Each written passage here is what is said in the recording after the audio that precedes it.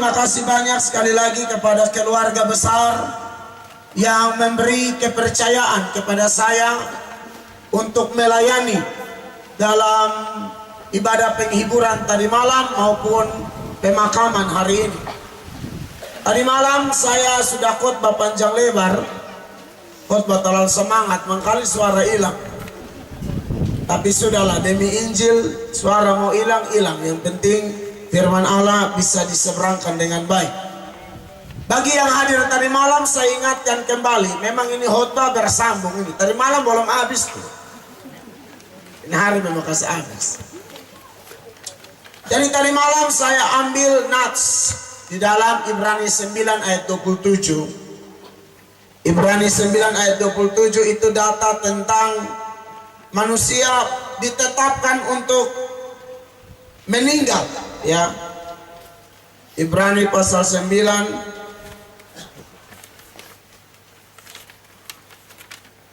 ayat 27. Dan sama seperti manusia ditetapkan untuk mati hanya satu kali saja, dan sesudah itu dihakimi. Jadi sambutan Pak Lurah tadi agak nyenggol-nyenggol dikit, bahwa memang manusia ini ditentukan hidup satu kali. Kita semua sudah ditetapkan mati umur berapa, dan Alkitab mengatakan kita datang dengan telanjang, kembali dengan telanjang. Maksudnya lahir Tuhan izinkan ada di planet ini tidak bawa apa-apa, nanti meninggal pun tidak bawa apa-apa. Nah, ini yang kadang-kadang di Kupang NTT orang belum terlalu paham. Entah pernah dikasih tahu tapi lupa, atau mungkin belum pernah dikasih tahu sama sekali. Karena saya lihat ada kebiasaan-kebiasaan yang kita jumpai di NTT, mau orang Sabu, orang Belu, orang Timur, orang Rote, sama-sama. Kalau orang mati, nah ada yang beta pernah ketemu tuh isi ijazah di peti mati. Betanya keluarga, bilang ini mau tes kerja di mana? Maksudnya ijazah tuh lah laminating kan dia, bikin di bingkai, taruh di ruang tamu, pakai acara isi di peti. Ada yang foy-foy isi batik nah, training nah. Yang lebih parah tuh pernah isi kopi tugu buaya satu ranting, sendok, mok cicak, gula, baru kusu-kusu di jenazah bilang aus na eo sendiri. Itu kan kerja gila.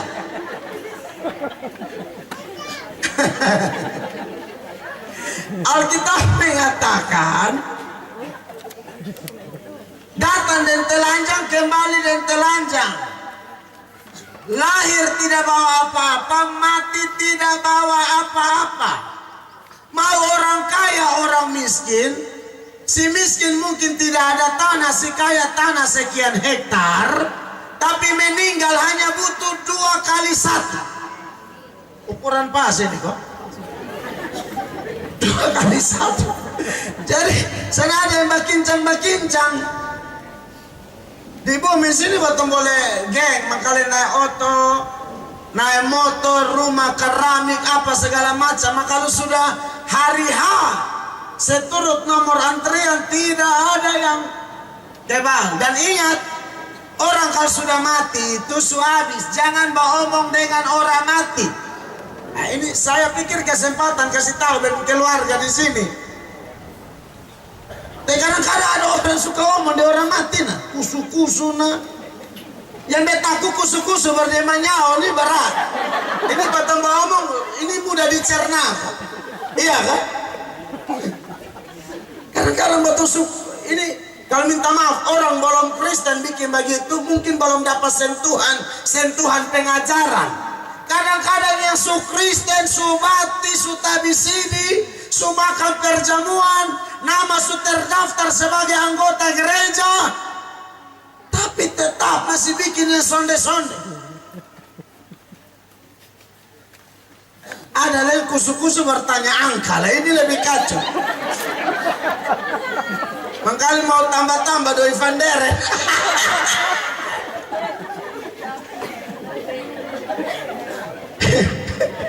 Tanya bila ama kalau ada lowongan. Ada lowongan ampang kata juga. Ini kerja gila. Supaya lebih mantap. Saya baca ini ayat ini batong penghiburan. Amin. Sorry, beta pendeta model begini besok bisa bikin sedih-sedih munafik. Kalau mau ceria ya ceria sah. Amin. Baik sudah kalau begini. Ayo, ini mesti kasih tahu kalau tidak belian ini NTT ini. Kalau di sini belian kayaknya sonde. Ya? Oh, berarti sonde mengaku. Hancurkan kuasa kegelapan. Ayub pasal 7 ayat 9. Sebagaimana awan lenyap dan melayang hilang, demikian juga orang yang turun ke dalam dunia orang mati tidak akan muncul kembali. Tambah di ayat 10. Ia tidak lagi kembali ke rumahnya dan tidak dikenal lagi oleh tempat tinggalnya. Ini firman Allah, ini firman dari Sang Pencipta. Setan juga tahu ini ayat. Bapak mama dengar apa ini, beta beri penekanan. Setan juga tahu ini ayat. Setan akan berusaha menciptakan satu peristiwa yang membuat bapak mama ragu ini ayat. Contoh, ini ayat bilang tidak ada hubungan, itu Tuhan Allah yang ngomong. Saya hanya copy paste. Saya hanya baca kasih, Tuhan Allah yang bilang. Tapi mungkin bapak mama yang hadir di sini protes saya. Bu boleh omong aku di baju tak goyang. Dua kemungkinan, dia sampai tikus tabrak. Atau memang setan sengaja bikin itu supaya saya dan bapak mama mengatakan ini ayat yang Tuhan Allah pun yang salah.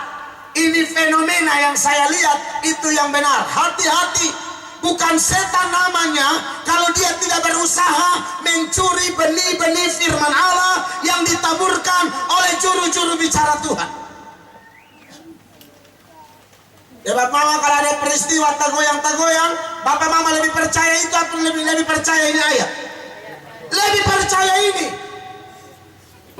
Jadi jangan bilang tidur-tidur dia datang. Dia datang malam begini pas mulai sambang sampai siram rampel. Bapak mama tanya saya, bikin barisi kubur boleh ke sana Pak Pendeta? Boleh demi keindahan, boleh demi kebersihan. Tapi kalau melakukan dan ada kepercayaan di balik itu, seolah-olah ada hubungan orang mati dan orang hidup, itu sesat. Saya tidak tahu Bapak Mama sering dengar ini ke sonde. Tapi kalau saya diberi kesempatan, saya akan bicara ini. Jadi tidak ada hubungan orang mati dan orang hidup.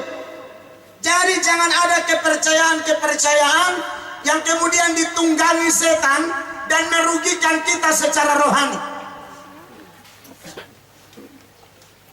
Bapak mama yang diberkati oleh Tuhan Yesus Kristus, tadi malam saya ingatkan bahwa di Alkitab itu kalau kita belajar ada 3 jenis kematian sebenarnya. Ada kematian jasmani, ada kematian rohani, dan ada yang namanya kematian kekal. Tadi malam saya bahas panjang lebar kematian rohani dan kematian jasmani. Masih tersisa pembahasan tentang kematian kekal. Kematian jasmani definisinya adalah terpisahnya tubuh dengan roh atau jiwa kita. Seperti yang dialami oleh almarhum. Ini terpisah tubuh dengan roh. Tubuh kembali kepada tanah, roh kembali kepada Sang Pencipta. Nanti baru Pencipta yang atur. Kita tidak ada urusan. Itu soalan sendiri. Saya tidak khotbah untuk orang mati, saya khotbah untuk orang hidup. Sedangkan kematian rohani saya ingatkan kembali karena saya lihat banyak yang tidak hadir tadi malam. Kematian rohani itu maksudnya begini, jasmaninya masih hidup, tapi hubungan dengan Tuhannya yang bermasalah. Jadi masih di kantor, masih pakai badak, FIFA nomor 4,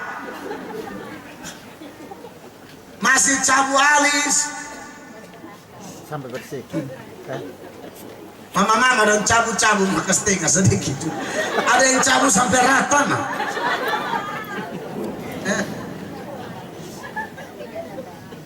Minta maaf, ada orang terlalu pikir jasmani sampai lupa yang rohani. Makanya tadi malam saya kasih contoh. Saya bilang saya pernah ketemu oma umur 70 lebih pakai CU. Tahu CU, celana umpan. Dia bilang untung bukan bepu oma. Kalau bepu oma dia bilang masuk ke setrika kulit. Suku tuh nah. Kan di Facebook sekarang ada heboh toh. Oma pacaran dengan anak muda. Kalau oma di sini beli apa ya sama oma di Facebook. Serius ini orang-orang sekarang bikin sensasi gila-gila. Oma nenek-nenek umur 70, 80 pacaran nikah bala. Deh anak 16 tahun, 20 tahun. Orang suami istri kan mesti gosok-gosok tangan. Aku gosok-gosok kulit aku masih kotor. Nah, Bapak Mama yang diberkati oleh Tuhan Yesus Kristus, sebenarnya yang lebih berbahaya, saya ingatkan kembali, itu kematian rohani. Sebab kalau kematian rohani ini tidak dipulihkan atau tidak mengalami perubahan dari kematian rohani menjadi kehidupan rohani, maka dia akan berujung kematian kekal. Saya akan kasih tunjuk data tentang kematian kekal. Jadi kematian itu ada 2 kali. Kematian di bumi ini ada 2, rohani dan jasmani. Lalu dia lanjut ke kematian kekal. Wahyu pasal 21 ayat 8. Di sini ada daftar orang-orang yang mati secara rohani dan tidak mengalami pemulihan, tidak mengalami pertobatan atau kelahiran baru. Rumus Alkitab itu begini Bapak Mama. Lahir 1 kali, mati 2 kali. Lahir 2 kali, mati 1 kali. Ulang Bapak Mama ya. Lahir 1 kali, mati 2 kali. Lahir 2 kali, mati 1 kali. Apa yang dimaksudkan dengan lahir 1 kali? Lahir 1 kali yang dimaksudkan sudah pasti adalah kita dilahirkan dari rahim ibu kita. Cara Tuhan menghadirkan manusia di planet ini ada 4 cara Bapak Mama. Yang pertama, tidak pakai laki-laki, tidak pakai perempuan. Yang kedua, pakai laki-laki, tidak pakai perempuan. Yang ketiga, pakai perempuan, tidak pakai laki-laki. Yang keempat, pakai dua-dua. Yang tidak pakai perempuan, tidak pakai laki-laki siapa? Adam. Setuju kau Bapak Mama? Atau beta mengarang bebas? Siapa yang dulu perlu ada? Itu tidak pakai laki-laki, tidak pakai perempuan, langsung dari tanah, langsung dibentuk. Yang pakai laki-laki tidak pakai perempuan siapa? Hawa. Hawa tidak ada, itu langsung diambil dari Adam. Makanya hanya pakai laki-laki. Allah kita maha kuasa. Dia menghadirkan manusia dengan cara apa? Bab urusan. Hebat Tuhan kita. Pakai perempuan tidak pakai laki-laki siapa? Yesus Kristus. Tuhan Yesus itu lahir hanya dari seorang perempuan oleh kuasa Roh Kudus tanpa sentuhan laki-laki. Ini kalau orang medis berpikir kepala bisa pecah, tidak mungkin bisa. Tapi hukum Tuhan menembus hukum medis. Amin. Tembus. Yang pakai laki-laki pakai perempuan siapa? Ketong semua. Atau ada yang dari sarang tawon di sini. Saya pikir ini cara cuma ini 4 saja. Betul ya Bapak Mama ya? Nah, berarti kita yang saya bicara di sini yang kita semua selain Adam, Hawa dan Tuhan Yesus, kita semua ini dilahirkan dari rahim ibu kita karena Tuhan pakai orang tua kita. Itu kelahiran pertama. Tapi kalau kita tidak mengalami kelahiran kedua, apa itu kelahiran kedua? Itu yang disebut oleh istilah Alkitab kelahiran baru. Tuhan Yesus ketemu seorang pemimpin agama bernama Nikodemus. Nikodemus ini pengajar Yahudi, tapi tidak paham kebenaran. Tuhan Yesus bilang sama Nikodemus, kalau engkau tidak dilahirkan dari roh dan air, engkau tidak akan melihat kerajaan Allah. Nikodemus awalnya bingung, lalu Nikodemus mengatakan, bagaimana aku sebesar ini kembali lagi ke rahim ibu saya? Padahal yang Tuhan maksudkan adalah lahir, kelahiran baru, atau dilahirkan oleh Roh Kudus. Ketika Anda dan saya percaya Yesus, kita menjadi ciptaan baru. Tanpa itu, Bapak, Mama, Bapak, Saudara, kita akan mengalami kematian 2 kali. Sudah mati di bumi, lanjut di neraka. Mari kita lihat ini data ya. Wahyu 21 ayat 8. Tetapi orang-orang penakut, orang-orang yang tidak percaya, orang-orang keji, orang-orang pembunuh, orang-orang sundal, tukang-tukang sihir, penyembah-penyembah berhala, dan semua pendusta, mereka akan mendapat bagian mereka di dalam lautan yang menyala-nyala oleh api dan belerang. Inilah kematian yang kedua. Makanya saya bilang tadi, lahir sekali, mati 2 kali. Tapi kalau kita lahir 2 kali, betul, kita akan meninggal. Semua kita akan meninggal seperti almarhum Bapak Minta Mengi. Tetapi dengar, kita tidak akan mati mengalami yang saya baca itu. Saya perlu sampaikan ini, Bapak Mama, ini serius. Ini ayat bilang ada sejumlah daftar orang yang akan mengalami kematian kedua itu. Kenapa? Karena mereka tidak menerima Yesus sebagai Tuhan dan Juru Selamat pribadi. Siapa mereka? Yang pertama, ini yang ranking 1. Tunggu kali pesawat lewat.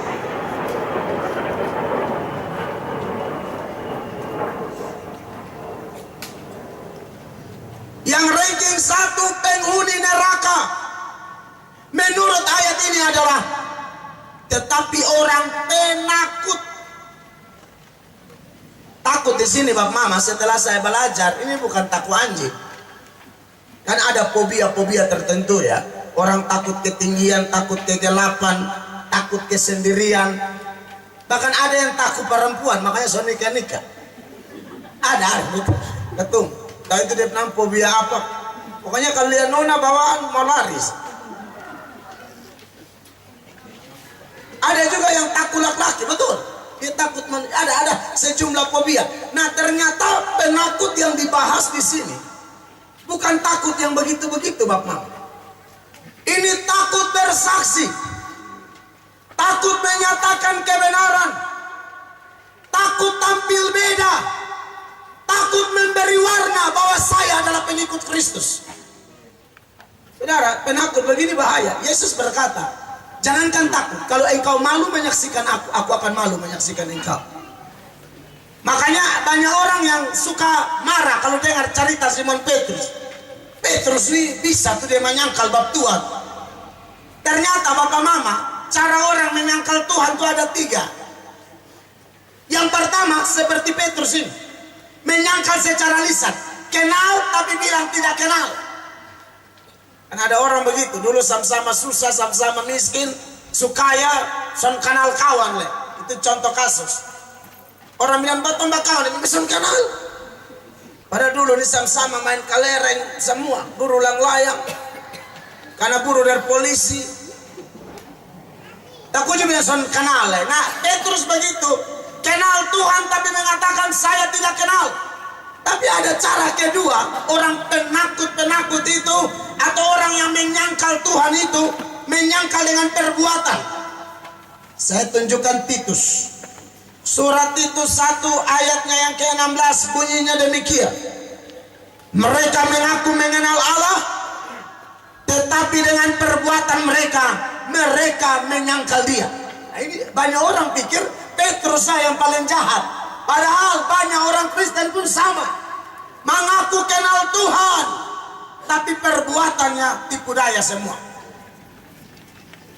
Makanya kepada pejabat-pejabat dan tukang korupsi, oh itu mustogor keras. Mustogor keras. Apalagi kami hamba Tuhan begini. Paulus mengatakan dalam Galatia 1 ayat 10, kamu lebih suka menjaga kesukaan siapa? Kesukaan manusia atau kesukaan Allah? Kalau engkau masih jaga kesukaan manusia, sesungguhnya kamu bukan hamba Kristus. Pengecut. Ada lagi jenis menyangkal yang ketiga. Ini gara-gara takut pembikin. Dia pun nama sikap diam. Pepatah dunia mengatakan diam itu emas. Tapi diam untuk kebenaran bukan emas. Pengecut. Tahu kebenaran tapi tidak omong. Tahu dosa tapi tidak tegur. Makanya secara jujur, saya sering omong dan saya akan omong terus di mana-mana. Saya terlalu bangga dengan tokoh Ahok. Dia belak-belakan dalam rapat, dia bilang saya punya Yesus. Saya yakin mati masuk surga. Mana ada pejabat omong begitu. Bahkan di NTT pun jarang. NTT ini yang buat dengar, mati di hotel karena berzina, korupsi, pancuri. Kasihan buat dengarnya, telinga kasihan. Padahal Kristen semua. Takut jabatan jadi korban, takut mendapat posisi. Ngeri. Dong lupa, Alkitab berkata, jabatan itu dari Allah, direndahkannya yang satu, ditinggikannya yang lain. Suka-suka Tuhan, Tuhan mau angkat orang tepat pada waktunya. Bapak mama bapak saudara di sini yang kakak adik bapak saudara saya yang punya potensi talenta dalam dunia politik, kami dukung dalam doa, maju dalam kebenaran. Bukan bikin kok iko-iko arus warna biru. Serius ini saudara. Karena talenta kita berbeda. Saya dipakai dalam rohaniawan sebagai rohaniawan dalam gereja. Tapi hamba Tuhan bukan cuma pendeta. Pejabat juga hamba Tuhan. Nah, kalau hamba Tuhan baru bikin malu nama Tuhan, kita malu. Sebagai orang percaya. Nah saudara, banyak orang penakut begini. Soalnya mau nyatakan kebenaran. Sebagai orang Kristen, kita jangan jadi orang seperti ini. Sebab ranking 1 penakut. Yang kedua, dari Wahyu pasal 21 ayat 8 itu. Tetapi orang-orang penakut yang kedua, orang-orang yang tidak percaya. Saudara yang saya khotbah, saudara son percaya, Anda nomor urut 2. Beta ada khotbah saudara, omong kosong ya anak Cibono. Lu nomor 2. Orang khotbah kebenaran. Nomor 2. Dan lebih parah adalah tidak percaya kepada Kristus. Yang berikut, orang-orang keji sama dengan orang-orang jahat. Orang-orang pembunuh. Nah, kalau pembunuh ini saya mesti bahas dulu. Bunuh itu bukan hanya angkat pisau tikam orang, kasih racun orang kau mati, atau suanggi orang kasih mati. Suanggi kan ada toh. Nanti di nomor berikut tuh ada data. Tapi ternyata Alkitab bilang, kalau kita benci orang, Bapak Mama, kita benci orang tidak bisa mengampuni orang. Minta maaf, ini mesti omong. Anda pembunuh, mau lihat depo ayat, omong mesti pakai data jelas supaya saudara jangan pikir asal babuni sah. 1 Yohanes 3 ayat 15. Setiap orang yang membenci saudaranya adalah seorang pembunuh manusia. Dan kamu tahu bahwa tidak ada seorang pembunuh yang tetap memiliki hidup yang kekal dalam dirinya. Jadi saudara yang suka benci siapapun saya tidak tahu ya, saya tidak tahu. Tapi saya percaya kita sudah doakan, saya bergumul khusus untuk khotbah sederhana ini. Dan saya yakin ini kebutuhan sebagian orang yang hadir di sini saat ini. Kadang-kadang kita nih senang lihat orang lain sukses. Nanti tadi malam beta omong, orang senang, kotor susah. Orang susah, atau senang mau mati. Kalau dia nggak dia susah dia besok rasa, kau terlalu batinkan, biar kau dia rasa supaya dia tahu. Bagian orang senang, dia punya hati sakit, dia punya hati bang. Saudara, kita harus melepaskan pengampunan selagi hidup. Karena pembunuh tidak ada yang masuk surga, ini ayat bilang. Setiap orang yang membenci saudaranya adalah seorang pembunuh manusia. Dan kamu tahu bahwa tidak ada seorang pembunuh yang tetap memiliki hidup yang kekal di dalam dirinya. Tidak ada. Saudara kalau tidak ampuni orang, minta maaf. Hidup saudara dikendalikan oleh dia. Dia kata wajah saudara sakit hati. Jadi Anda dikendalikan oleh dia. Dia pakai sepatu hakem baru, susah lah kan saudara. Dia pakai kacamata baru, lebih kacau lagi. Pokoknya dia jangan lewat di saudara muka, saudara terganggu. Kenapa? Itu tanda saudara tidak suka dia, bahkan sudah benci, bahkan mungkin akar pahit. Tahu kenapa? Nah ini jujur ini, supaya saudara jangan pikir beta yang ngomong malaikat. Beta sudah jadi pendeta, saya pernah alami itu. Ini masalah kita semua. Saudara jangan salah. Saya bukan malaikat di sini. Pedang bermata dua ini firman. Saya datang di Kupang pertama, ada dengar pendeta sukses. Tiba-tiba setan itu memang setan yang paling kurang aja. Tiba-tiba saya tidak suka sekali dengan pendeta ini. Setelah saya periksa, saya dengar senior pendeta berkhotbah. Saya pendeta muda yang baru merangka belajar mau melayani Tuhan. Saya ditegur keras. Sebab dari kebencian itu saya pernah mengeluarkan statement yang merusak nama baik pendeta itu. Dan saya kasih keluar dari radio lagi. Jujur di hadapan Allah, ini contoh. Peristiwa ini hampir makanya 7-8 tahun lalu. Ketika saya ditegur Tuhan, ada masalah, macam-macam. Hamba Tuhan ini tahu kebenaran, berluta salah itu lebih karena padok. Dan saya minta ampun dan akhirnya saya minta maaf dari radio. Minta maaf secara pribadi dan saya umumkan itu ribuan orang dengar di kota. Dan salah satu pendengar setia yang dukung saya almarhum Opa Min Gi. Opa selalu kasih semangat saya terus, mantap. Saya minta maaf itu pendeta dan saya pendeta bakawan sampai hari. Bakawan dan saling mengasihi luar biasa, saling mendukung luar biasa. Saudara-saudara, berhenti benci orang. Tidak ada kita yang kebal dengan hal ini. Saya hamba Allah belajar Alkitab, Kejadian sampai Wahyu baca sampai selesai. Saya cukup baca 1-2 kali, baca lagi. Sekarang saya baca sampai kitab Yosua. Sampai mati saya akan baca Alkitab. Ternyata serangan itu masih ada. Jadi memang kita harus waspada. Kita harus semakin mendekatkan diri kepada Tuhan, ambil keputusan terbaik. Kalau tidak, kita bisa jadi pembunuh-pembunuh seperti yang disinggung di dalam data ini. Kalau kita serahkan diri kepada Tuhan, percayalah kita akan dimampukan seperti Yusuf. Yusuf itu kalau mau balas dendam dengan saudara-saudara terlalu bisa. Dia diproses Tuhan. Dia disakiti luar biasa. Bapak mama tahu masalah paling menyakitkan di hidup ini masalah dari siapa? Masalah dari orang dekat. Kalau masalah dari orang jauh ini mungkin sakit masalah lama. Maka kalau orang dekat, istri kita, suami kita, kakak kita, adik kita, bapak mama kita, itu sangat sakit. Tapi Alkitab memberi keterangan Yusuf mengampuni mereka. Yusuf mencium mereka, memberikan mereka tanah lagi di Mesir, namanya tanah Goshen.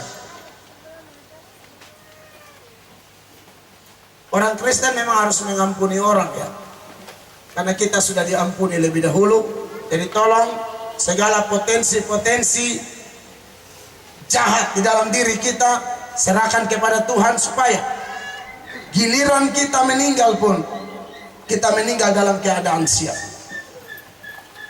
Selanjutnya dari daftar-daftar itu dikatakan demikian. Tetapi orang-orang penakut, orang-orang yang tidak percaya, orang-orang keji, orang-orang pembunuh, Lalu tambahan lagi orang-orang sundal. Memang Alkitab pembahasan ini kadang-kadang tegas dan bahkan keras. Ini ayat bilang orang-orang sundal. Nah, pendeta mau baca apa kalau dia bilang sundal? Masa saya baca orang-orang tidak mungkin. Dia tulis sundal. Orang-orang sundal. Ya, jadi tolong saudara-saudara supaya kita semua sekali lagi bercermin dari kebenaran ini, supaya kita tidak jatuh ke dalam pola hidup yang bertolak belakang dengan kehendak Tuhan. Yang berikut, tukang-tukang sihir. Nah, ini Swanggi masuk di dalam. Kalau masih ada yang percaya Swanggi atau pakai-pakai di sini, lebih bertobat. Kemarin behot tadi lihat, Beta KKR di langsung tempat menurut panitia dia ini baratin, tapi tidak bisa saya pergi atas nama Yesus Kristus. Tapi Ota bukan cari kolete, beta cari jiwa. Buat apa saya capek-capek naik sabu sana baru hanya bikin lucu-lucu ke orang ketawa. Iman tidak bertumbuh dari lucu-lucu. Iman bertumbuh dari pendengaran firman Kristus. Puji Tuhan, altar kau beberapa Swanggi bertobat. Saya pernah KKR di Alor itu lebih ngeri lagi. Alor itu Tuhan atas izin Tuhan saya keliling banyak tempat. Pantar, Pura Besar, Pura Kecil, Arul Timur Laut, Alor Barat Laut, Mataru. Di Mataru dia udah bilang Swanggi terbang. Terbang terlalu kincang son lihat tower Telkomsel. Tabrak, selesai. Terus Swanggi main tower tuh besi baca. Terbang tahu pergi gigi berapa? Kayaknya Swanggi metik. Beta KKR di satu daerah di Alor Timur Laut itu nyata, Bapak Mama. Ini mereka tuh waktu itu saya khotbah umur 22 tahun. Dan beta bertobat, beta dijamah Tuhan di terminal Wepura itu umur 18 tahun. Setelah itu beta melayani KKR keliling. Belum sekolah teologi, belum sekolah pendeta juga. Beta masuk kampung-kampung. Tuhan pun kasih luar biasa. Dia ingat celana satu dan baju satu. Itu juga beli di RP. Sekarang kalau bisa rasa berkat ini, itu memang Tuhan proses. Lihat bapak gini, beta pindah Gemit penial bobo.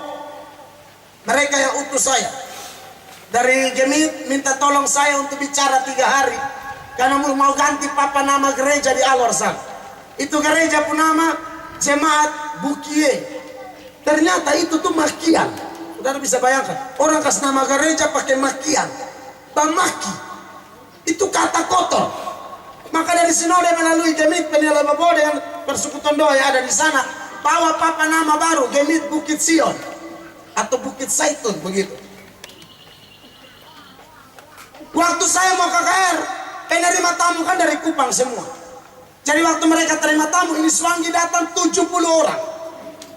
Pemimpin Swangginya pegang tangan dan penerima tamu di dalam begini, slow. Para Alor bukan slow, slow. Kalau di Alor sana turun bilang slow. Slow, setan sudah datang. Apa tuh omong begitu? Slow, setan sudah datang. Di itu dalam setan pembini cepat sudah. Sungguh itu yang bikin penerima tamu hampir kincin-calan. Slow, setan sudah datang. Saudara, akhirnya yang 69 yang masuk, yang pemimpin yang setan sudah datang. Dia disonggo-songgo langsung jadi kata untuk KKR tidak jadi. Itu tahu binatang apapun di itu gereja. Panitia sapu-sapu berkarung-karung. Sampai jam 1 baru saya khotbah. Karena beta lihat ini Swanggi, prinsip penginjil. Kami tidak sombong rohani, tapi kami percaya penyertaan Tuhan. Janjinya jelas dalam amanat agung. Pergi, aku menyertai kamu. Dia bilang, Swanggi, kalau kau tidak bertobat, kau Swanggi saya. Kalau tembus, Tuhan Yesus omong kosong. Coba. Maka yang ini suang ini lari. Satu lari. Yang 69 bertobat. Dia bilang yang mau bertobat maju. Pas udah maju, minta maaf, itu contoh nangis. Pas udah maju, itu saya berdoa bukan tumpang tangan, beru ini rambut. Itu emosi nah. Yang pendeta di manusia. Pendeta jama itu bukan jama, beru lu yang tadi. Itu lu. Itu gigi asam, suku mati. Makanya akan beta. Beta lalu emosi nah. Itu beson jama, beru. Segala roh tuyul dan bayul keluar. Sini oh Jin dan Jud keluar. Tuyul betul membayul. Haleluya. Hancurkan kuasa kegelapan. Ya kalau bapak saudara yang datang di sini masih suanggi, maksudnya masih ada. Labangnya bertobat. Tuhan sayang Anda. Amin. Pendeta melator, maka pendeta ya hormat paling bodoh di Kupang. Tapi ya apa adanya sah.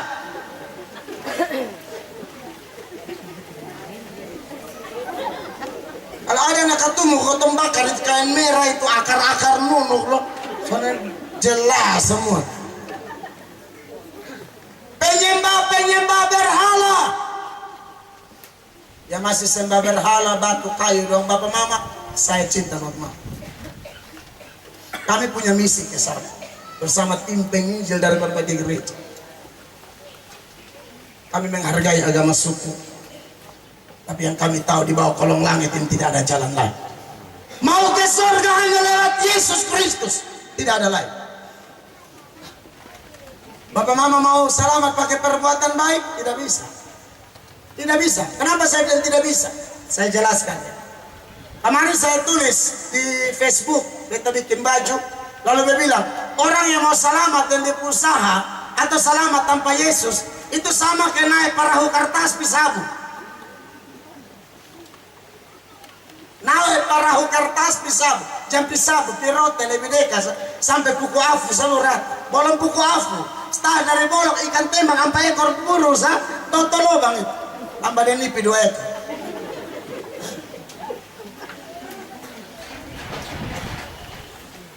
Tidak mungkin orang bisa selamat dengan usahanya. Contoh, ada orang naik motor, son pakai helm, son ada STNK, son dia ada SIM, bahkan son ada ban juga. Ban ada SIM. Pelanggaran lalu lintas kena tahan. Dan singkat cerita, ilustrasi sederhana, dia akan disidang 1 minggu kemudian. Dia mutlak salah, SIM tidak ada, STNK tidak ada, motor lagi, racing lagi, cuman pakai helm dan terobos lampu merah lagi. Ini mutlak salah. Selama 1 minggu itu, dia diberi kesempatan. Saudara tahu apa yang dia lakukan? Dia buat kebaikan. Dia tolong tetangga yang kekurangan beras, dia bantu pantai asuhan, dia sumbang semen di gereja. Dia naik bemo, 1 bemo, dia bilang, pasal semua beta yang bayar. Singkat cerita, hari H mau disidang. Pada waktu hakim mau ketuk palu, dia minta izin bicara. Pak Hakim, saya memang salah. Saya tidak ada SIM, tidak ada helm, tidak ada STNK. Saya terobos lampu merah. Tapi Pak Hakim tolong Pak, saya juga orang baik Pak. Saya bantu tetangga yang tidak ada beras Pak. Itu tetangga dia bawa di pengadilan. Yang mana yang dapat beras 2 kilo angkat tangan.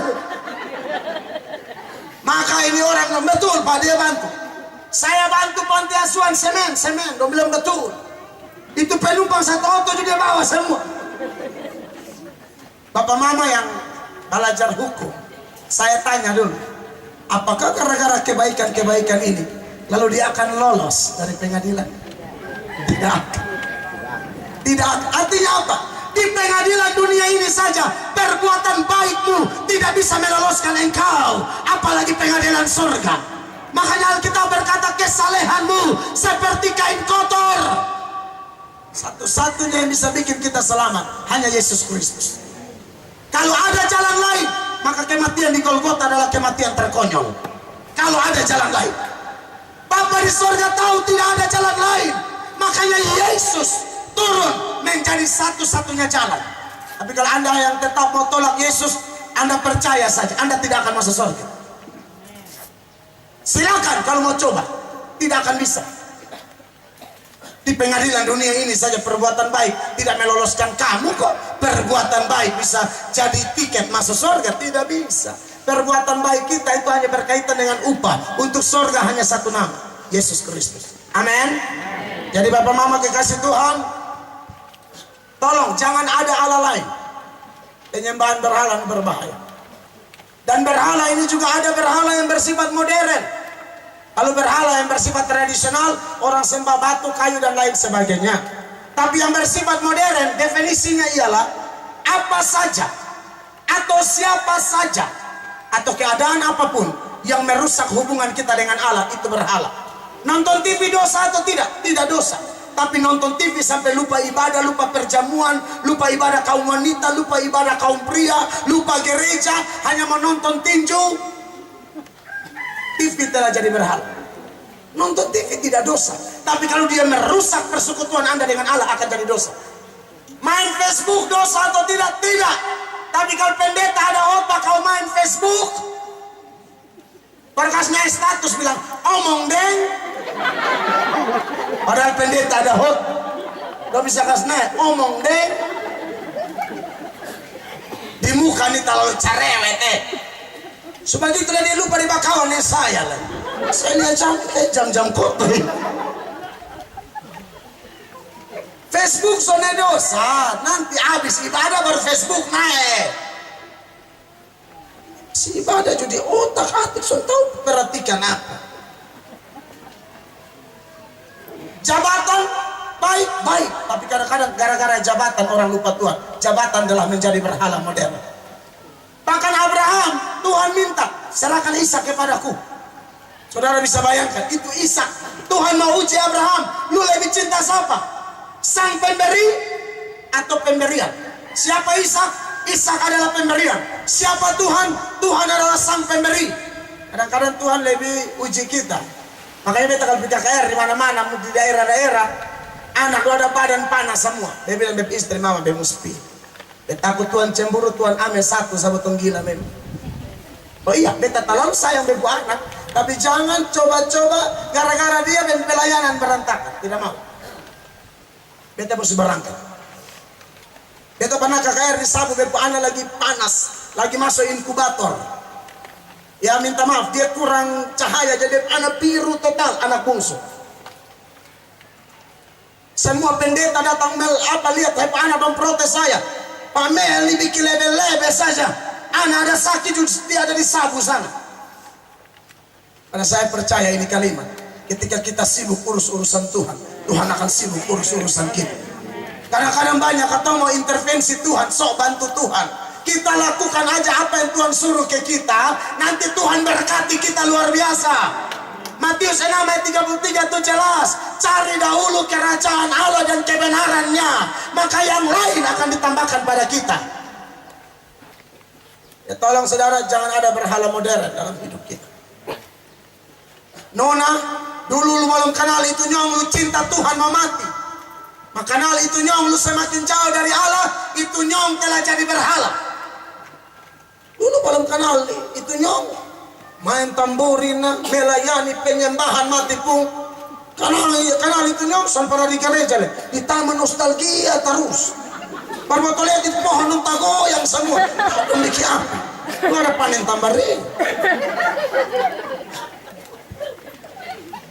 Yang terakhir semua habis, bila separuh semua ke bang. Santai, sampai tepat tahu. Ada yang bilang, lu terlambat lewat lama. Tuhan mengampuni ya. Dan tadi beta ada sakit sedikit. Tak tujuh balik sampai beta sakit. Beta ada masalah cukup berat. Tapi beta tahu kenapa bisa semangat melayani seperti itu. Yang berikut, semua pendusta Ini pendusta ini bahaya. Siapa di antara bapak mama sini yang tidak pernah berdosa? Coba angkat tangan. Kalau ada yang berani angkat tangan, saya yakin pada saat saudara angkat tangan, saudara sedang berdusta. Satu-satunya yang tidak pernah berdosa hanya Yesus Kristus Tuhan. Amin. Dan kita semua yang tukang dusta ini, kalau kita, termasuk saya, ketika kita datang kepada Allah, dia rubah kita dari pendusta menjadi anak-anak kebenaran. Amin. Kiranya khotbah sederhana ini menguatkan iman kita. Bagaimana supaya kita bisa berubah? Cuma satu, terima dia. 2 Korintus 5 ayat 17 sebagai penutup mengatakan, jadi siapa yang ada dalam Kristus, dia adalah ciptaan baru.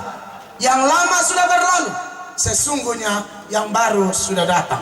Tuhan Yesus memberkati kita semua.